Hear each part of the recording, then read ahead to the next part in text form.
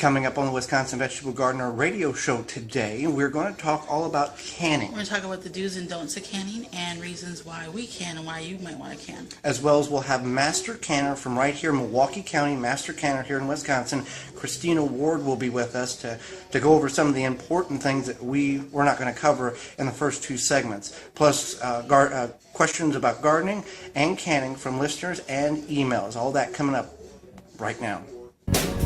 It is the Wisconsin Vegetable Gardener radio show on 860 AM WNOV and W293CX 106.5, wherever you may be listening, however you may be listening, whether on those particular stations, the TuneIn app, the Simple Radio app, or anywhere in between. I am your host, Joy Baird. Beside me is my wife, co-host, best friend, and gardening partner, who is always with me, Holly Baird. This show is brought to you by great sponsors that you'll hear throughout the program, and executive sponsors like Nasala Kombucha is the executive sponsor of the Wisconsin Vegetable Gardener radio show. Nasala is made in Wisconsin with local tea and natural herbs. Look for it in the refrigerator aisle at your local grocer. If you don't see it, ask for it, because if it's not Nasala Kombucha, it's not kombucha.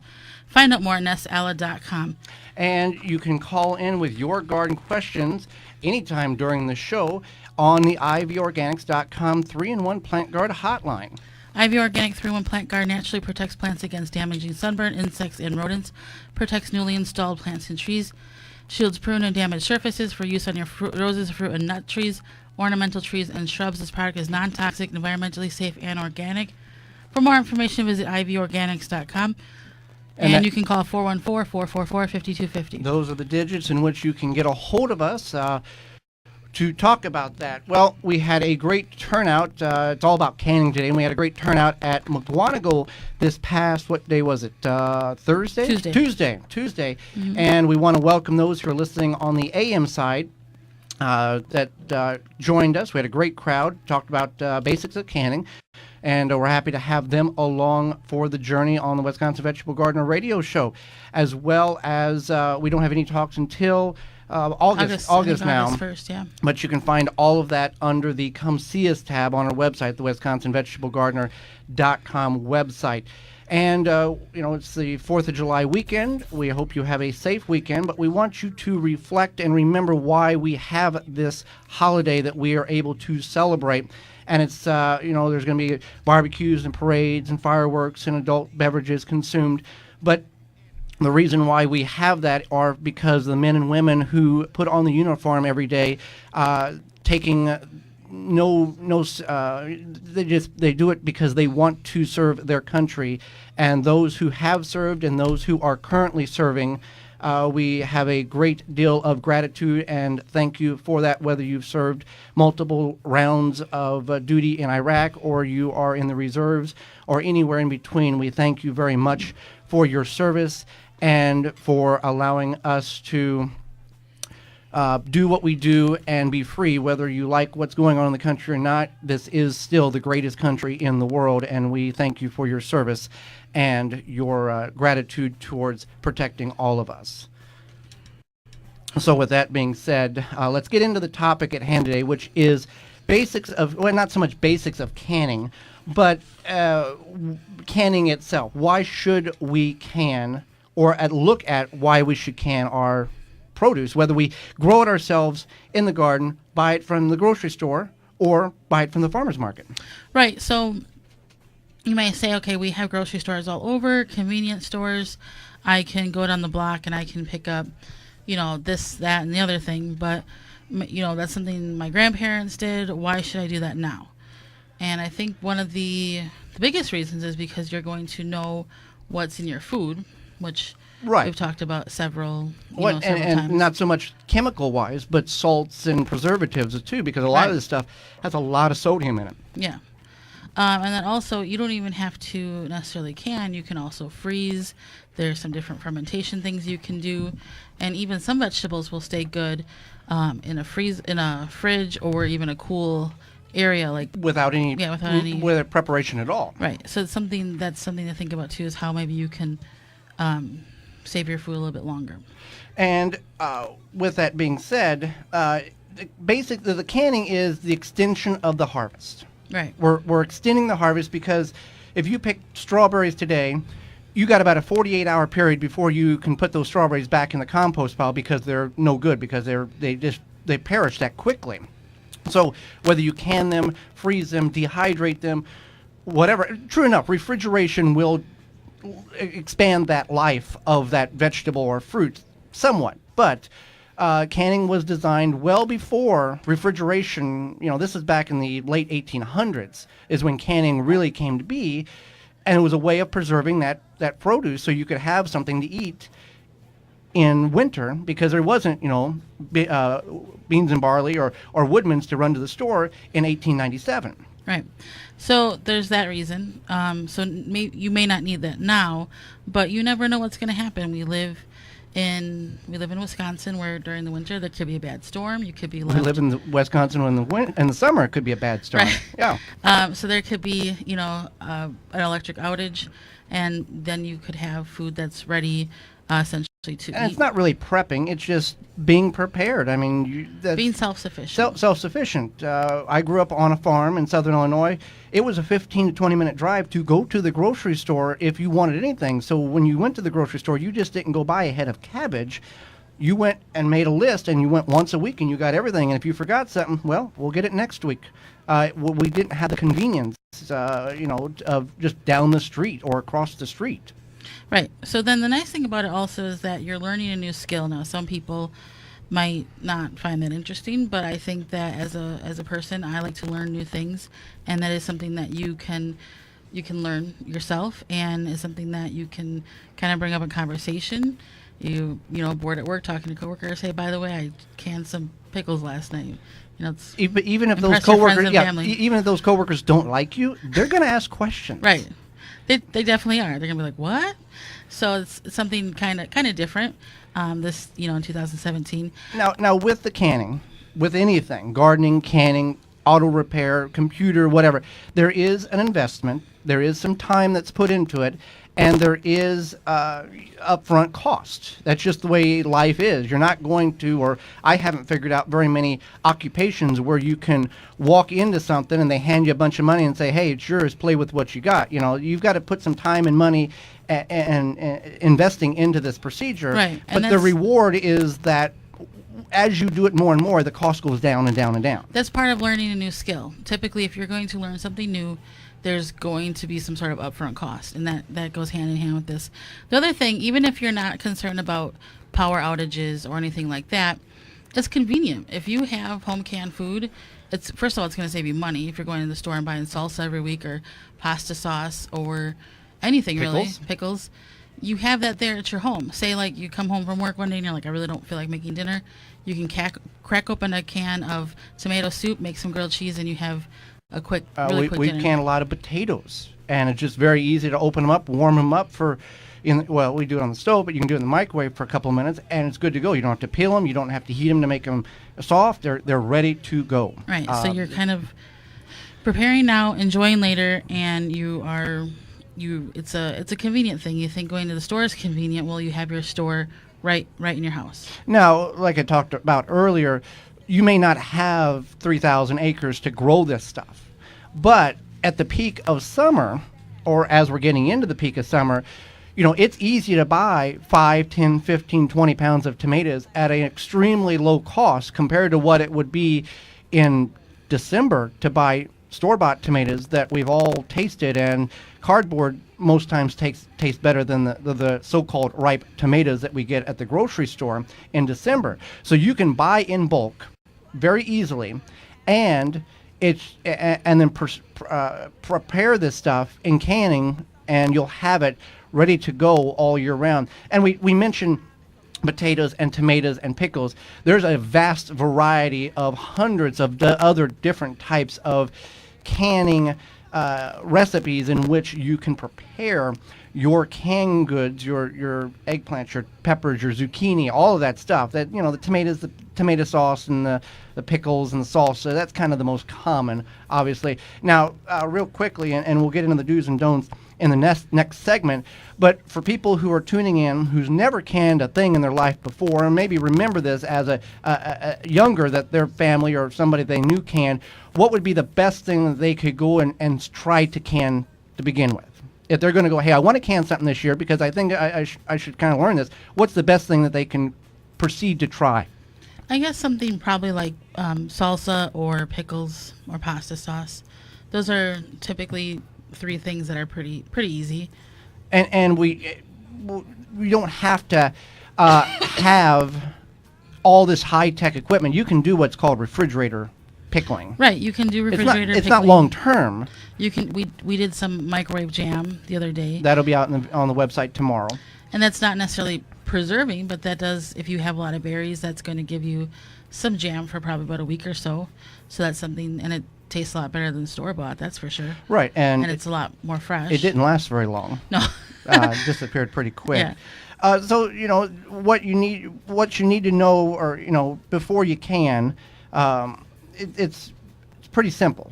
But it's one of these things you've got to pay attention. It's not, well, I can cut corners here. Right. We'll get to that in the next segment. But so if you are thinking about doing some canning, and we'll talk about this in the next segment as well, just some good resources. But just make sure that you're always using your head, you're being safe, and that remembering that canning is a science.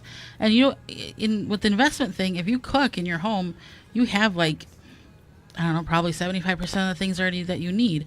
You just need some other things, and you might even have some of that stuff you can improvise to make it into, more for canning friendly.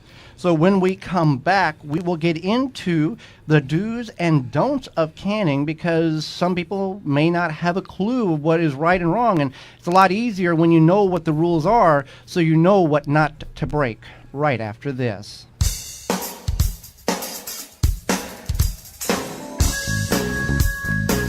Have a gardening question? Email Joey and Holly at twvgradio@gmail.com. Garden seeds do not have to cost a fortune. Just 99 cents at migardener.com. With over 300 varieties of non-GMO, heirloom, and organic flower, vegetable, and herb seeds available year-round, pay less and get more seeds. Shipping as low as $2.50.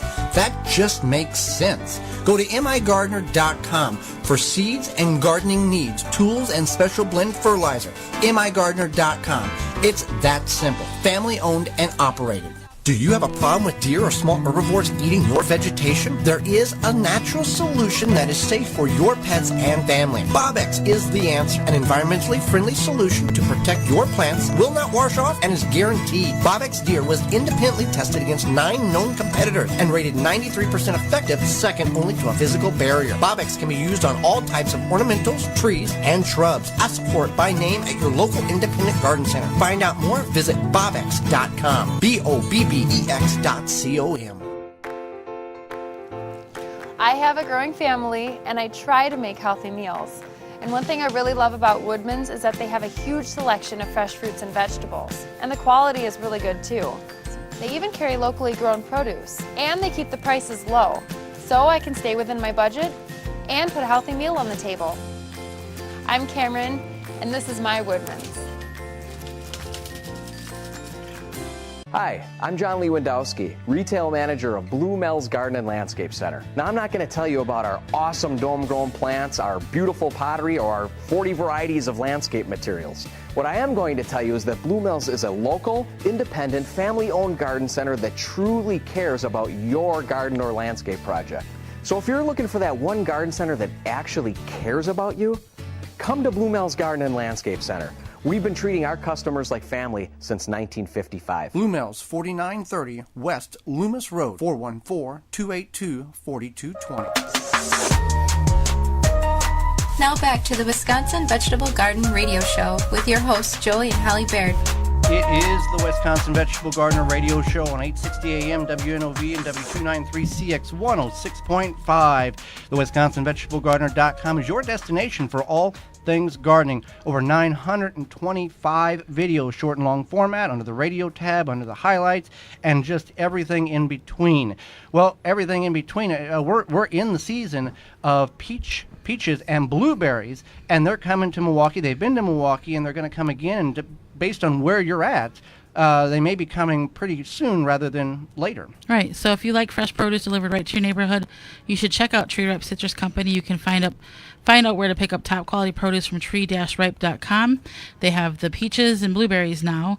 They're fresh and they're really delicious. You can pick them up right in the stop in your neighborhood, all over southeast Wisconsin, including Iowa, upper and lower Michigan, Minnesota, Illinois, and right here in Wisconsin.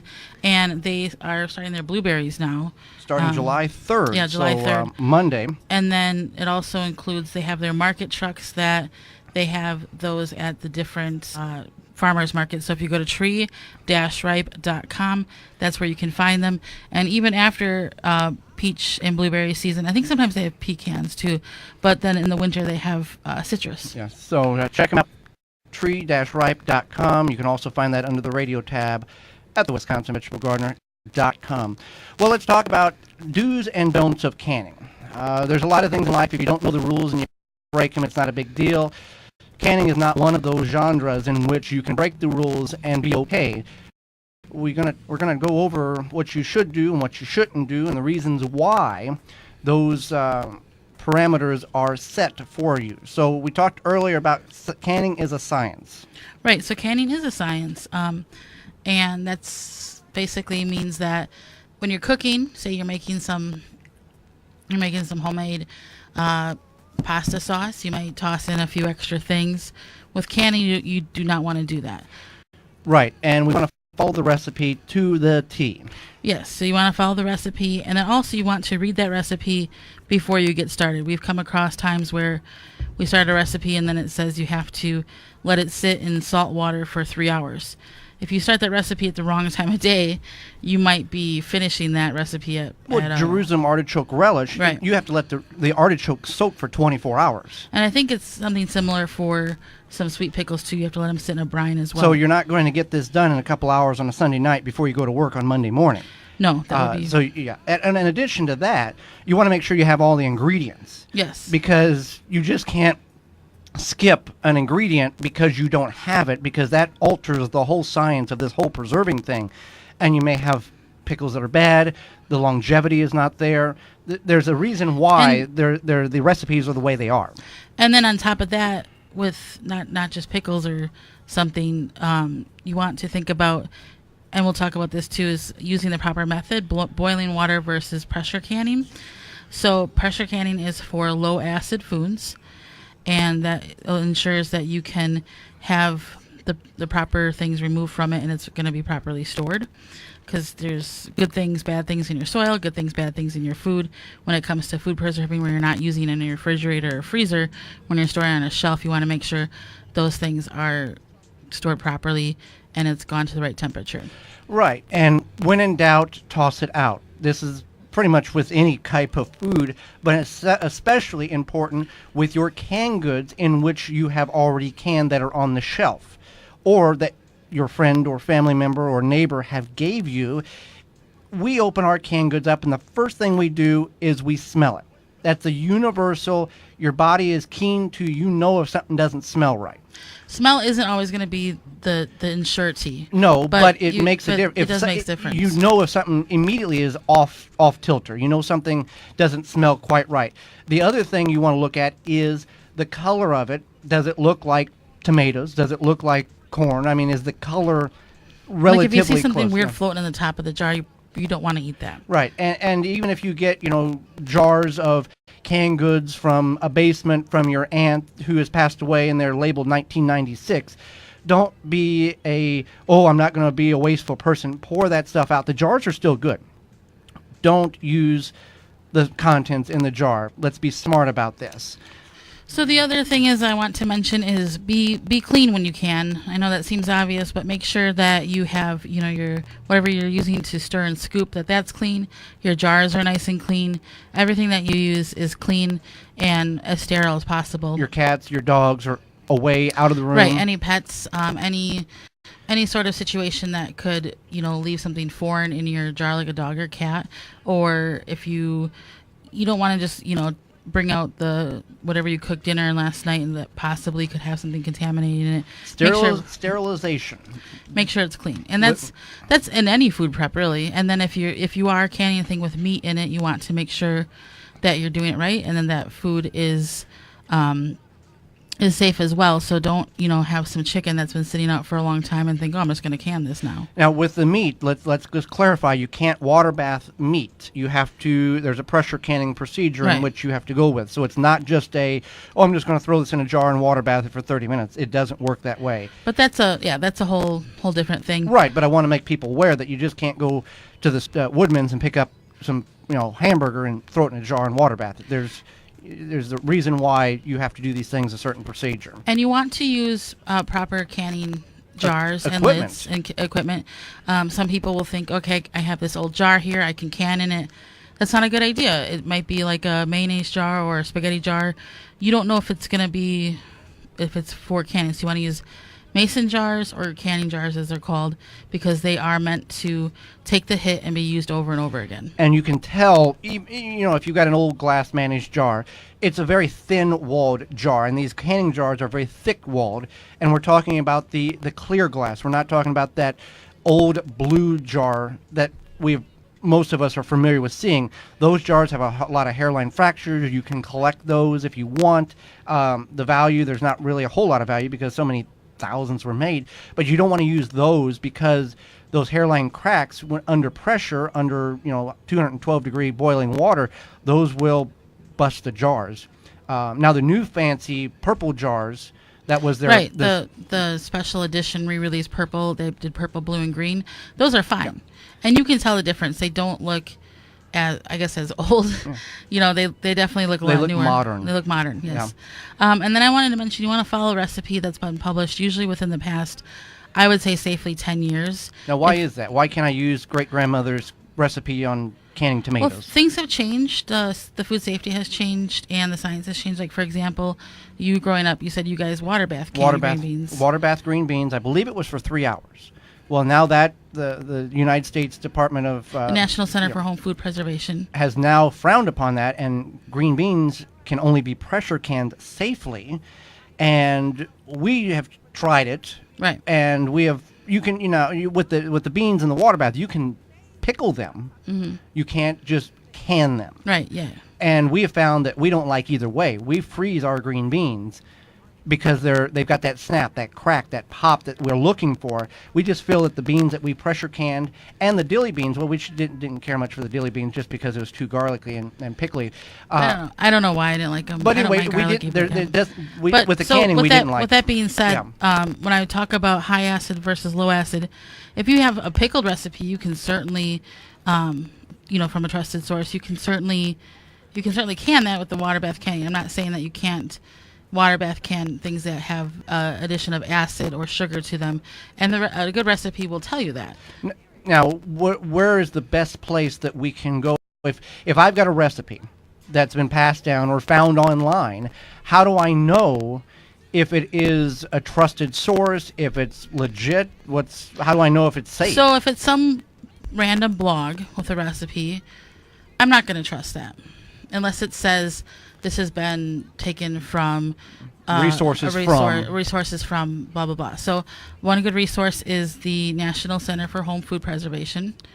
Another good resource is freshpreserving.com, which is the bulk canning jar website. They have a lot of good recipes on there. And then their books, the bulk canning books.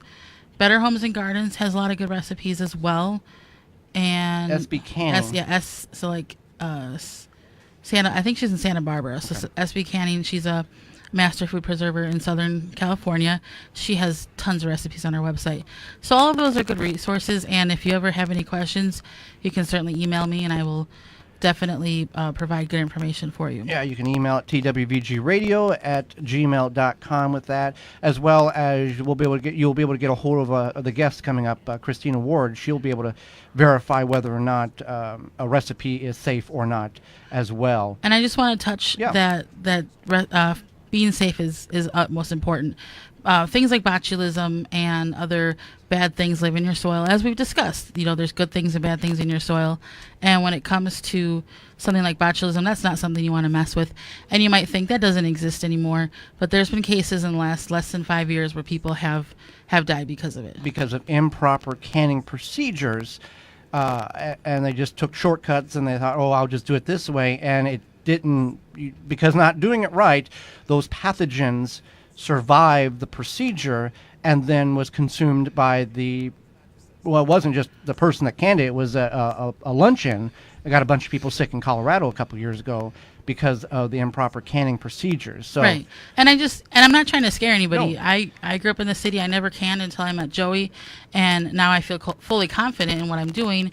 I did take some classes, and I've done a lot of reading on it, and I've definitely learned the skill. But the thing is that I always keep in the back of my mind that you have to be safe. And not trying to scare you or turn you away from canning. It's just something that does need to be addressed. Now, when we're looking at canning jars, let's talk about canning jars for a minute before we take a break. Where's the best place that we can get canning jars? Maybe we don't want to go somewhere and pay full price. What's another alternative in which we can get actual canning jars? Sure. So you can check out things like rummage sales. There's also Craigslist. We found a number of jars on Craigslist. And then you never know. You could ask around at your work. You could ask around at your church. It's amazing how many people have canning jars in their house, and they have never canned a thing in their life. Right. And it is very true. We've gone to estate sales, and even remember that one rummage sale you went to, and they had like hundreds? Uh-huh. Yeah. So you don't know. People just have this stuff sitting around, and they might have some jars in their basement or attic, and you don't know. So if you come across somebody that's like, oh, my blah, blah, blah used to can, ask them if they have any jars. Right, and, we may be an the exception to the rule. Last year we canned 310 jars of produce out of our garden. We've got, I think right now, somewhere around 700 jars total in the house. Now, the reason why we have so many, and I'll explain this, when we go to estate sales or yard sales, we don't do this anymore because we've got to the point where we're satisfied with the number of jars. We just didn't go buy 5 or 6 jars. If there was an allotment of 50 or 100 jars, we would buy them all because we got a much better deal on the jars because we bought all of them versus buying 7 or 8 here and 9 or 10 there. Now, with that allotment, you've got some jars that were old mayonnaise jars or old blue jars or ones that were not canning safe or safe canning jars. But overall, it was well worth, pennies on the dollar versus what you would buy at a at a store. Right. That's exactly it. And you also get some really neat looking jars too. So. Oh yeah, and they are actually canning jars. Bicentennial jars, different type of things. So we want that to be relevant. Be safe, be smart. Canning is fun. It is money saving. The more you do it, and it's great to enjoy that fresh opened jar of produce in the dead of winter or any time during the year. Well, when it comes to mowing grass, we want to have good equipment, and Aaron's can help us out with that piece of good equipment. Do you hear that? That's your neighbor shaking in their grass-stained shoes because Aaron's is about to help you step up your grass-cutting game. Your name is on the mailbox, so Aaron's name should be on your mower. Heavy-duty steel construction, smarter, smoother controls, professional cutting performance. The only thing we love more than the smell of freshly cut grass is the sweet taste of victory. Aaron's, it comes down to this. For more, visit aarons.com to find your local dealer for lawn and snow removal equipment. Same zip code for over 80 years, so good quality equipment. When we come back, the master canner and food preserver of Milwaukee County will be with us, Christina Ward, right after this. Tweet Joey and Holly using hashtag TWVG.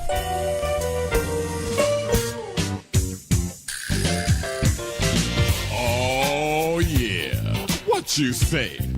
You say Nasala Kombucha.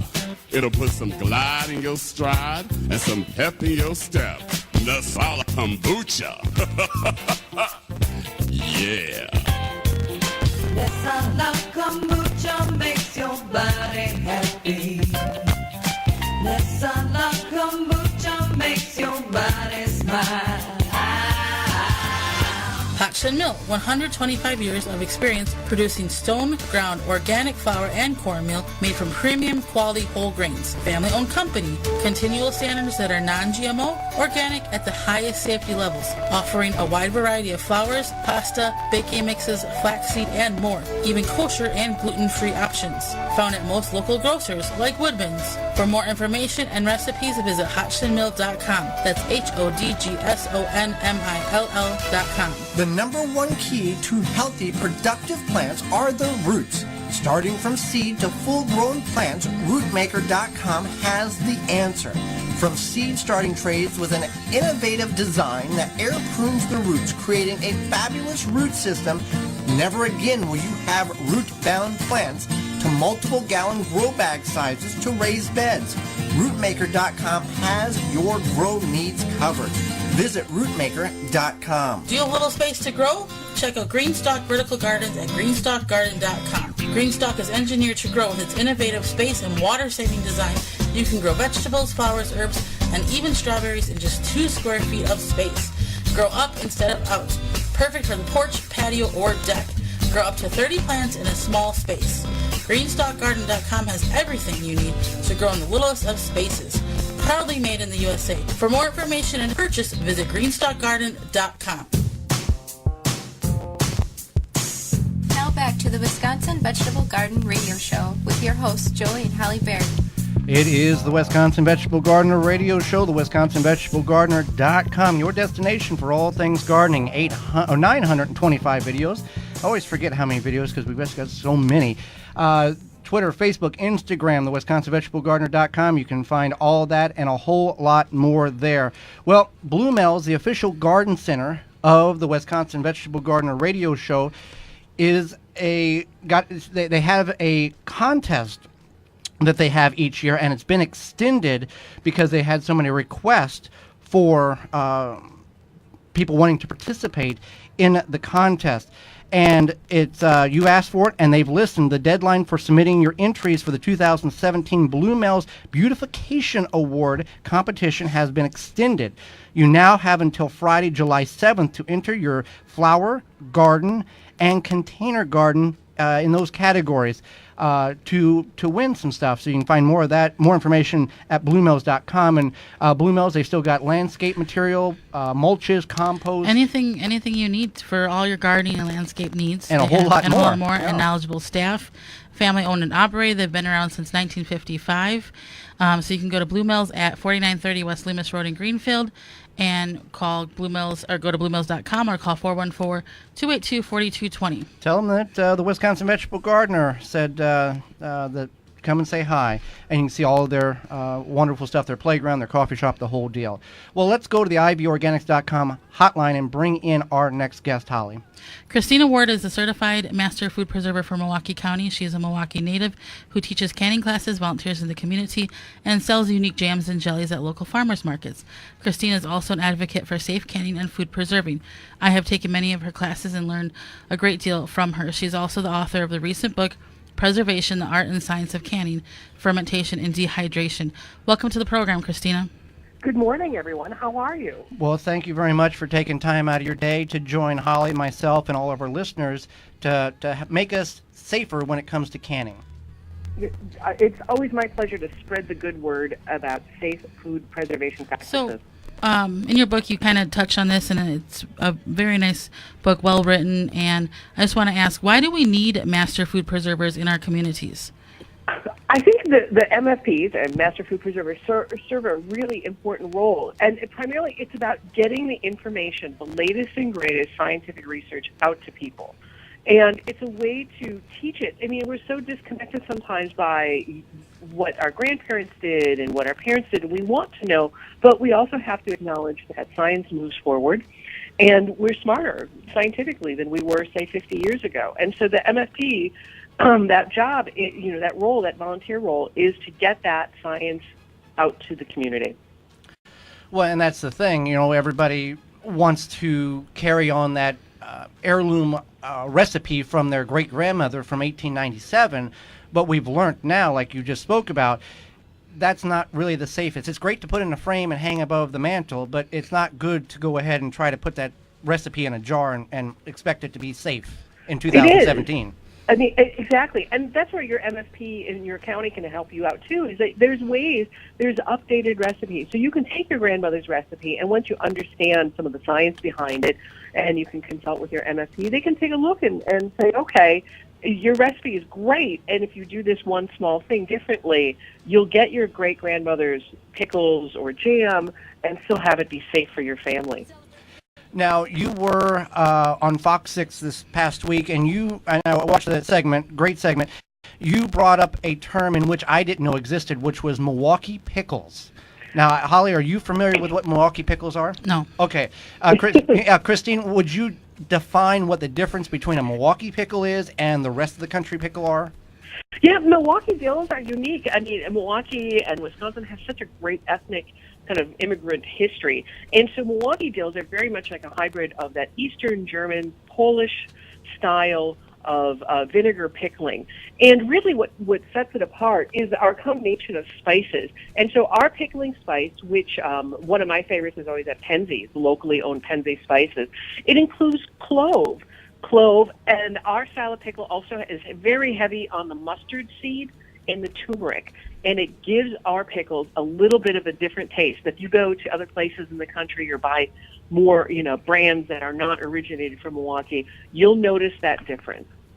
Now, we get this question a lot when Holly does the basics of canning classes, teaches, the courses. My pickles are soft, they don't have the snap. What is your secret to getting your pickles to get that pop that you were familiar with store-bought? Yeah, absolutely. There's a couple different things, and it's always in the production.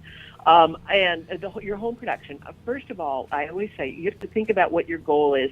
If you're thinking about like the quote-unquote Vlasic style refrigerator pickles, you're never going to get that if you're canning them in a hot water process.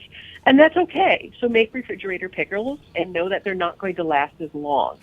If you're looking for the jarred, long shelf life pickles, then you're going to process them. And the mistake that most people make that results in a soggy pickle is that they're moving too slow. And what I mean by that is they're not using the freshest cucumbers they can possibly get. You want to use as fresh as possible. And then people are processing them too long. They're leaving them in the jars. You need to move with speed and purpose.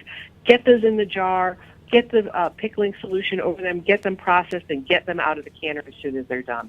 And that kind of goes with any canning procedure. You just don't want to lollygag around and take your sweet time. This is a time-sensitive thing. It is. And that's, the timing on a recipe is calculated for you. And there's a whole bunch of algebra and physics that goes into how long should a jar be submerged to create the vacuum seal, push out any extra oxygen, and make that safe. So, don't mess around and don't decide that, well, I'm going to only, process for half that time because of, I need to go and go out to lunch. You can't do that. If you're processing, if you're making stuff for food preservation, you need to kind of commit to the project and see it through to the end. Now, Holly and I are lazy. I'll admit that. I'm sure you're probably lazy in some aspects of life. But when it comes to canning, people, the recipe says need a ½ inch of headspace. Well, I've got a little extra. I'm just going to top the jar off, put it in the canner, and be done with it. There's a reason why there's a headspace requirement for all canning procedures, correct?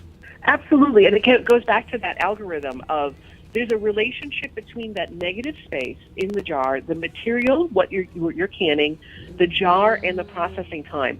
And so if you drastically change one of those elements, the results will be unsafe.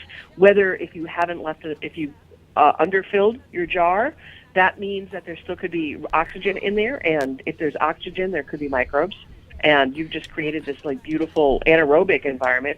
And anaerobic is the key, meaning without oxygen, because the deadliest of all of the microbes are anaerobic ones, and I'm talking about botulism. And so there's never any amount of laziness that if the result is death, You don't get to be lazy. You have to do it the right way. Absolutely. Thank you for touching on that. So if I see, and on that note, if I see a recipe just randomly shared online, maybe I'm looking at my favorite bloggers' recipes and they're showing a canning recipe, or in a Facebook group, or who knows where, should I assume it's safe? And how do I know? Or should I only use trusted resources? How do I be the best safe canner when it comes to this day and age where everything is so true on the internet? Well, there's a combination of things you can do to arm yourself against unsafe practices. First of all, and that's what my book is trying to address with folks, is if you understand the basic scientific concepts of what you're doing and why you're doing it, you will be able to recognize when a recipe and a product is unsafe. For example, there are folks that are trying to can low-acid foods in a hot water bath. Something low-acid, say, like just a jar of potatoes. And they're like, well, we'll just boil it longer. Well, fundamentally, because you're not getting the temperatures to where they need to be to drive out any microbial life, you're making something unsafe. And if you know that super high temperatures are what kill botulism, you'll know when you see that recipe saying, that's not safe. When you're starting out, going to trusted websites is a good place to go. The Extension Service throughout the country, and the Center for Home Food Preservation has a vast repertoire of tested recipes that are free and available to access online, and that's a great place to start. Now, people have done canning for a number of years and different practices, and one question, we get a lot of questions, and I'm sure you do too, is my grandmother, and not mine, but this is the question. My grandmother, when she pulled the canning jars out of the canner, she would flip them upside down on the cabinet. What was the reason for that? And I know that is not a safe practice, but what was the mindset behind people who did that? Oh, and that's so funny. It's so funny how we have like these. It's like an appendix memory. So we remember Grandma did it, and so we do it because that's what she did. But again, it comes back to understanding the science. A lot of folks actually didn't hot water bath things. They just didn't understand enough about germ theory to understand that high temperatures would kill microbes.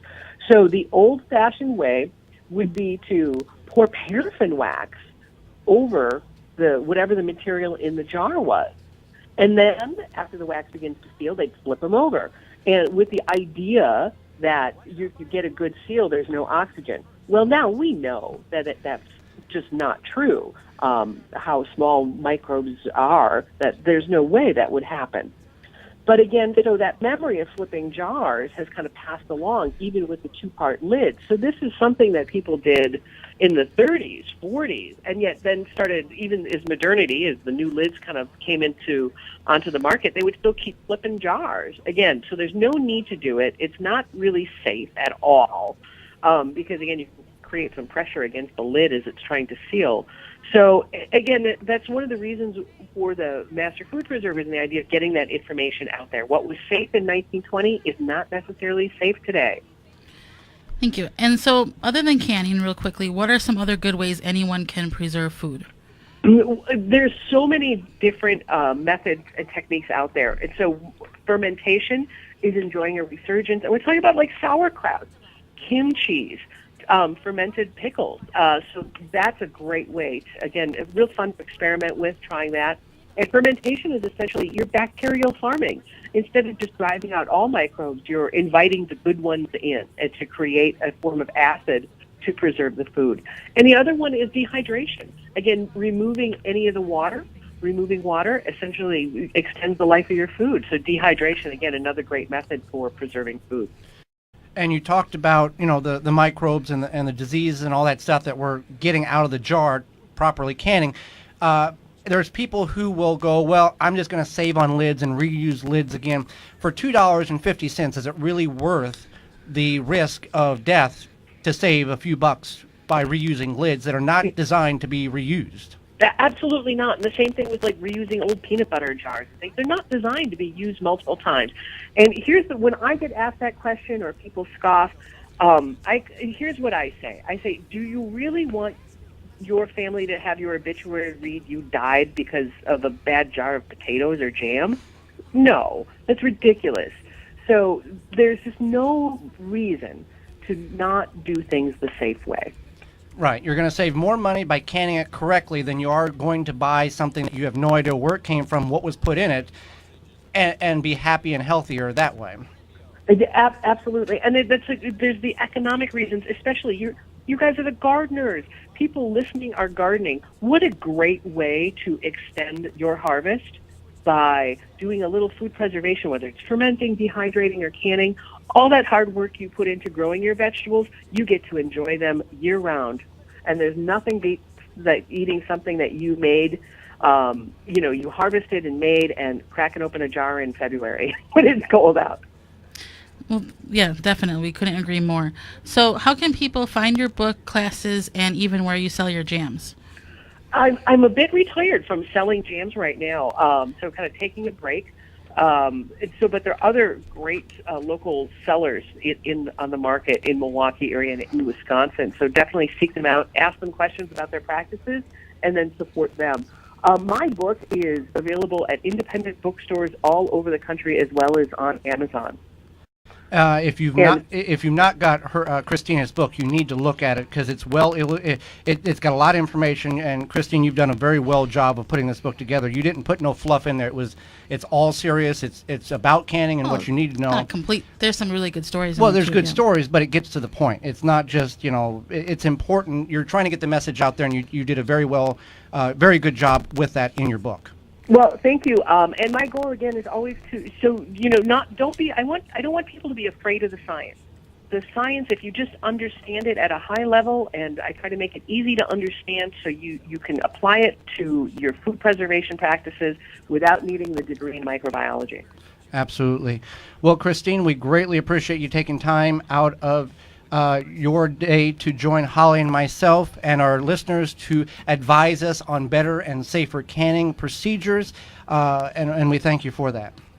Thanks so much for the opportunity. Happy preservation, everyone. Thank you, Christina. And we'll be back right after this with your garden questions and our garden answers. Have a gardening question? You can call into the ivorganic.com hotline at 414-444-5250 right now.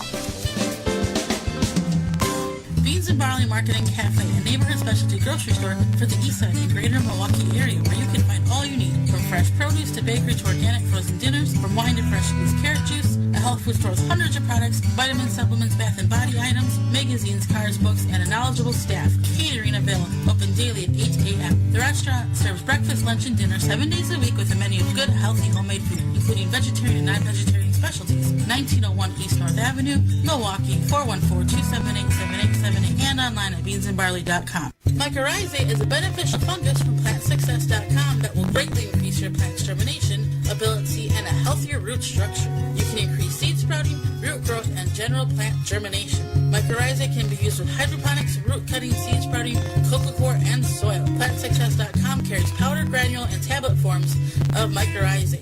Increase the level of mycorrhizae in your soil for your plants to give them the optimal opportunity to produce an incredible harvest. For more information and to purchase, visit PlantSuccess.com. I want a garden center that listens to and understands my needs. I want to buy my gardening products from a local business with strong ties to the community. All I want is a garden center that truly values their customers. It seems like everyone is selling plants these days, but I'm having a hard time finding quality. I take pride in my garden, so I want my garden center to take pride in their products. Where will you be going for all of your gardening needs this season? Blue Mel's Garden Center. We are your answer. Blue Mel's, 4930 West Loomis Road, 414-282-4220. Now back to the Wisconsin Vegetable Garden Radio Show. For people who are scoring at home or by themselves, we are the only garden radio show in Milwaukee, produced in Milwaukee. Yeah. We're the only one. We're number one. Yeah. With your hosts, Joey and Hallie Baird.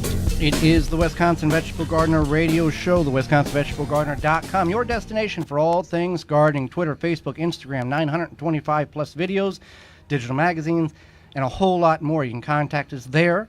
You can also sign up for a weekly email. You can email us at twvgradio@gmail.com or tweet us at #TWVG. And if you've got a gardening question, canning question, you can certainly call into the ivorganics.com hotline. Ivy Organic 3-in-1 Plant Guard naturally protects plants against damaging sunburn, insects, and rodents, protects newly installed plants and trees, shields pruned and damaged surfaces for use on your roses, fruit and nut trees, ornamental trees, and shrubs. This product is non-toxic, environmentally safe, and organic. For more information, visit ivorganics.com. You can call with your questions at 414-444-5250. ivorganics.com, and it's easy, environmentally friendly to use. So we had a number of questions come in on the TWEG Radio gmail.com email, Twitter, Facebook, and Instagram this week. One of the first ones, since we just got done talking about canning, is, can I safely can in an Instant Pot that I got for my birthday?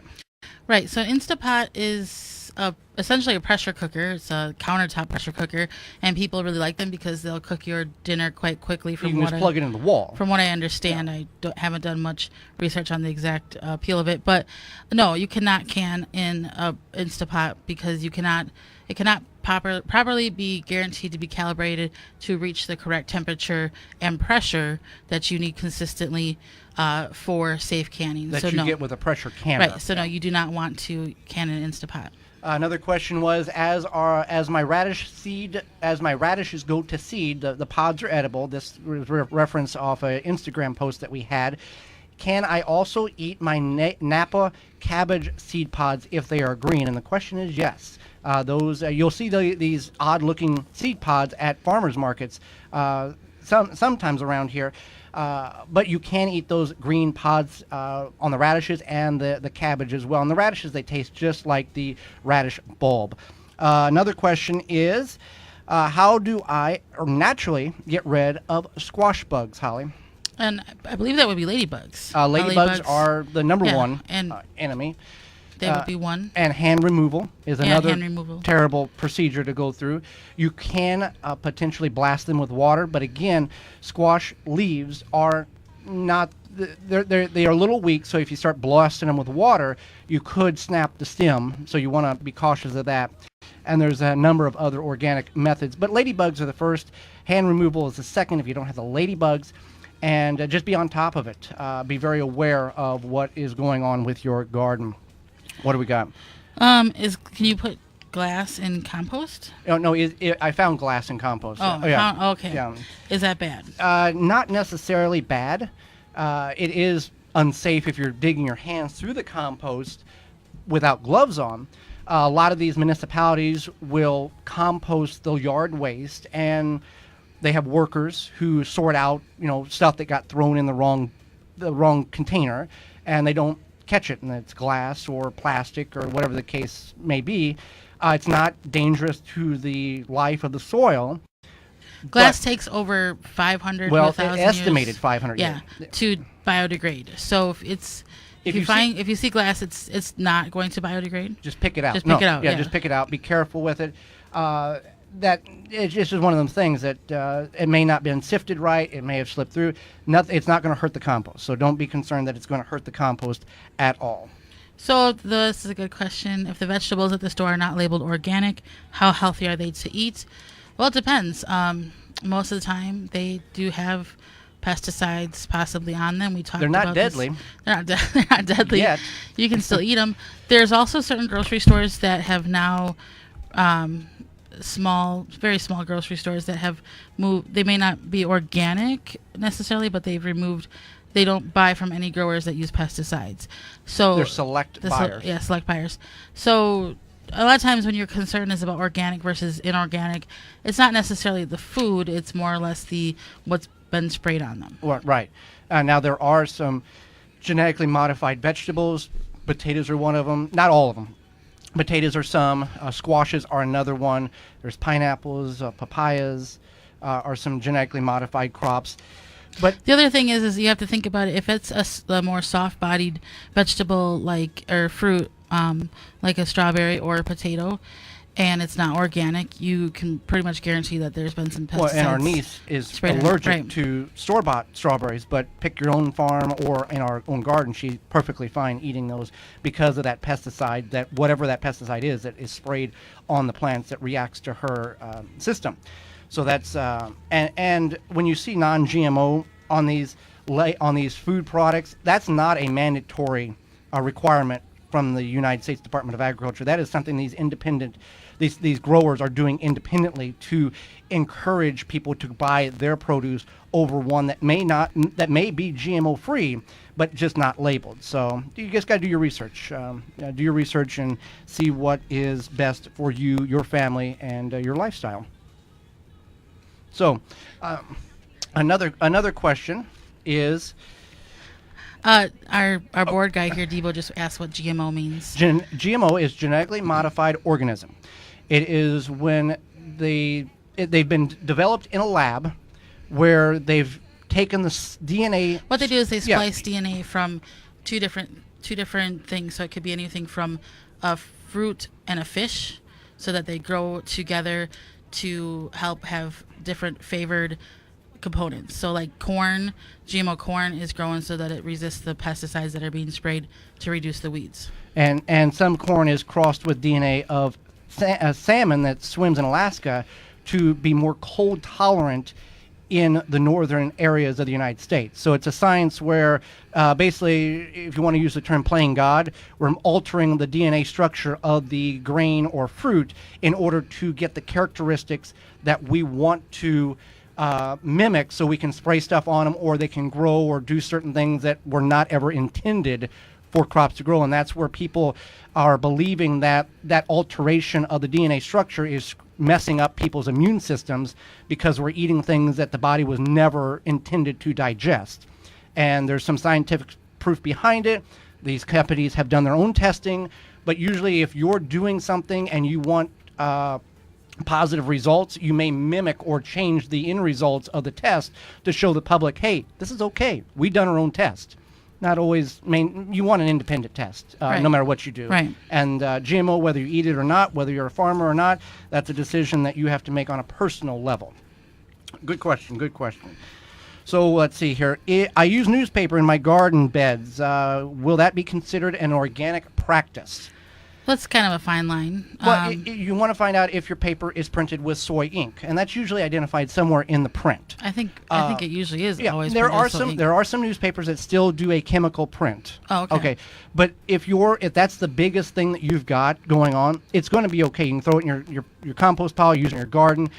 What the other chemicals that with all the stuff that you've been putting in the your garden, your compost, your coffee grounds, your organic matter, that little bit of toxicity, not going to hurt with that. We do have a question on the ivorganics.com hotline. Caller, you have a question? Yes. Do you have any suggestions for a natural way to keep cats from using your garden as a litter box? Natural way of keeping cats from using your garden as a litter box. Cats typically don't like the smell of vinegar. But also that can mess up the acidity in the soil. That can, screw some things up. But if you spray the perimeter. Mm-hmm. Another way, based on how large your garden bed is, it's small. Okay. People will take plastic spoons or plastic forks and stick the handle in the ground so the pointy part is up, in a pattern in which the cat can't get in there to scratch around. That's another way. You can also sprinkle chili powder around the perimeter and some in the garden, so when they walk, they'll ingest that in their nose, and they don't like that. Again, we're going to ask this question next week to Brown Thumb Mama. She's going to be a guest, and she's got a great article on her website all about how to keep cats out of your edible garden as well. So those are some tips that will help you deter your cats. Thank you. You're very welcome. Thank you for listening. With that being said, Holly, we've got a number of 8 companies that make this show possible each and every week. You hear them throughout the show. They're on the radio tab on the website, the WisconsinVegetableGardener.com. Nasala Kombucha is the executive sponsor of the Wisconsin Vegetable Gardener radio show. Nasala is made in Wisconsin with local tea and natural herbs. Look for it in the refrigerator aisle at your local grocer. If you don't see it, ask for it, because if it's not Nasala Kombucha, it's not kombucha. You can find out more at nasala.com. Next week, programming note. What should you be looking for in your garden in the summer months here? The problems that you should be looking for that you may not know are there. We're going to go over several of them that you should be vigilant about, so you know what to do if they come up, and maybe be proactive on some of them, as well as 5 July garden growing tips, or just tips you need to do in your garden. That's not that you may not be familiar with, as well as Pam, founder of RoundTheMama.com, be with us. And she's a great website all about very easy ways to be healthy and live naturally between your busy lifestyle. And when you have kids as well. So that'll be coming up next week. We appreciate you listening. We invite you to tune in. You missed any portion of this show or want to revisit it, you can find that under the radio tab on our website, the WisconsinVegetableGardener.com. If you want to visit any individual segments or interviews, you can find that under the highlight tab on the right-hand side on the main page. Until next week, I'm Holly Baird. And I'm Joy Baird, and we will see you in the garden.